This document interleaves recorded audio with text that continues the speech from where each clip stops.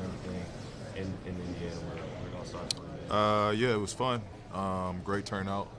Uh, Obviously, basketball means so much here, and I thought you saw it. I've been to quite a few All-Star games, and I will say the energy in here was pretty electric. You felt it. It was a little different than other places I've been, but the fan engagement was great.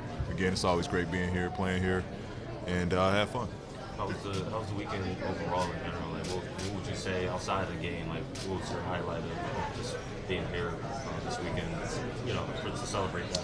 Yeah, I mean, I think just soaking it in and taking it for what it is, being around, a big group of talented guys, the celebrities, and just going to old stumping ground places, and just seeing familiar faces. I think all of that was it was fun. It was fun catching up with old teammates. It was fun seeing, like I said, old faces, whether we went to eat or went out to events. It was just good to catch up with everyone. Did you feel like to share it with Kawhi?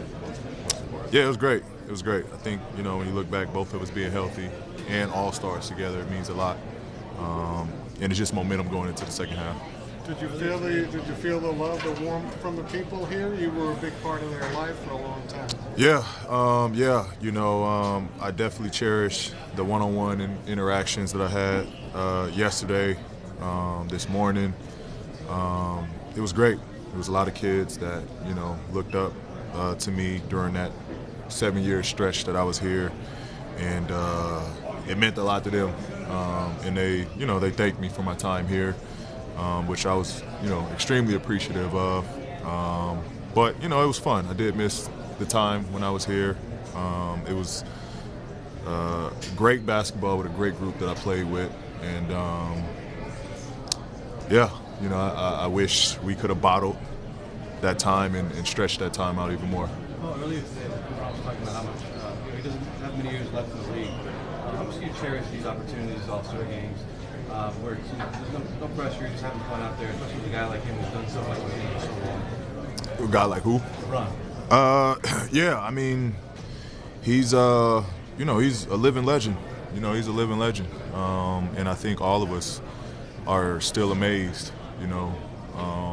Just with his longevity and still, I mean, it's not like he's getting voted in because he's the oldest in the league, or we're feeling sorry for him or something like that. Like, he's a starter, and so it's extremely impressive at his age to continue on, the journey of just leading the league, uplifting the league, and being the face of the league.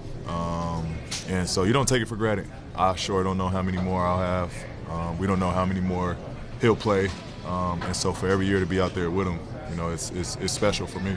What to your Yesterday, he asked the players what was the best team they've seen this season. A lot of them said, is there a sense of responsibility, like coming back to this the second part of the season for you guys, just to keep competing and maybe finish first in the event? Yeah, but I mean, I don't think that's pressure that we only have. I think you look at teams that really have high expectations of winning. I mean, that's the pressure they all have. We all have that pressure of coming back, playing well the second half, and seeding ourselves where we want to be. But of course, we want to be highly seeded. We want to be one of the best teams. We want to be playing our best in the second half. And but yeah, I don't think it's no added pressure to it. What did the part of the first half of the season for you guys?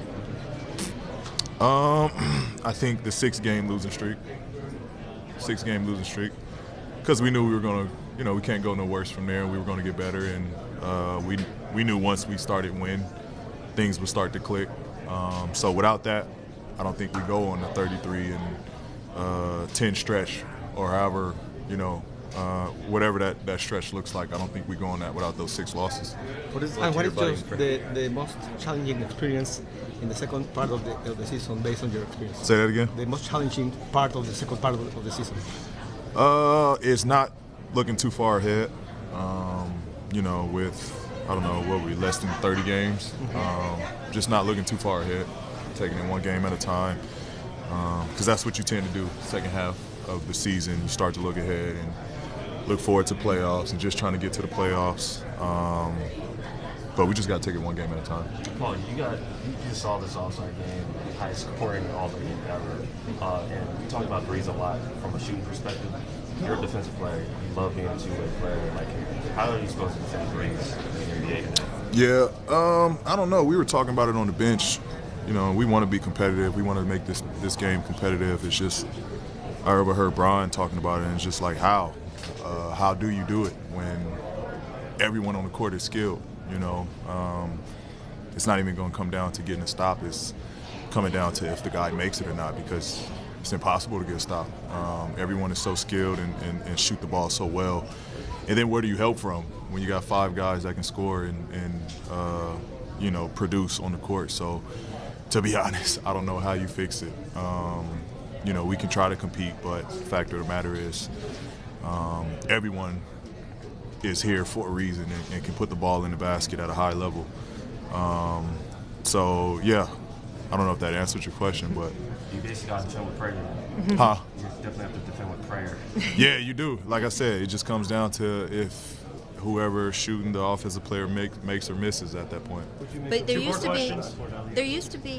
to be competitive All-Star games, and not even that long ago, right? 10, 12 years ago. What do you think the biggest difference is? Because that Michael Jordan Kobe era, they were pretty skilled too. Yeah, they were. I'm not knocking that era, but you know, I think that game wasn't. You know, our game is as you see Dame shooting from half court. Yeah. Our game is getting further and further out, and so with guys having that much space, it's pretty hard to defend them. You got to pick up the second they cross the half court line. Whereas back in the day, they played more of the mid-range style. It was a little bit more loaded up in the paint. So it was, you had a chance to guard and defend and make it challenging. But I'm not comparing the two eras. I'm not knocking the era before us. I just think that's where our game is now. That makes it a little tougher to guard when you got to pick up so far out. Last question. You make it Lucas off the backward alley-oop. To himself? It's bouncy. Lucas bouncy. I think he did. That was Luka magic. I think he did that on purpose. The cheers you got when you were introduced today, I know you haven't always gotten that for the last couple of years. What was that like, just feeling that from this Indiana crowd? Yeah, I mean, hopefully it boiled over. You know, hopefully it boiled over. We both can respect the time that we had together, the relationship that we had together. I hold no grudges. Hopefully that was their closing of a chapter. Yeah, I think, you know, being out yesterday and being in the city and being, you know, around people that can touch me and share their stories while I was here, again, it meant a lot. And I think those interactions helped me, you know, just feel better and understand that I think people have gotten over the bad times. But, you know, if they only knew I was only trying to make the team as good as I could, and that didn't happen, and so it was just, I felt it was my time to go. So if they only knew I was fighting for them more so than wanting to leave them stranded, then it wouldn't have went as bad. But again, I enjoyed the time here. It's good that, you know, both sides can kind of, you know, I guess dust our hands and walk smooth away. Thanks, Paul. Thank you. Appreciate you guys. Thank you. Yeah, thank you. Hey. Yes, sir. Sound good. Sound good.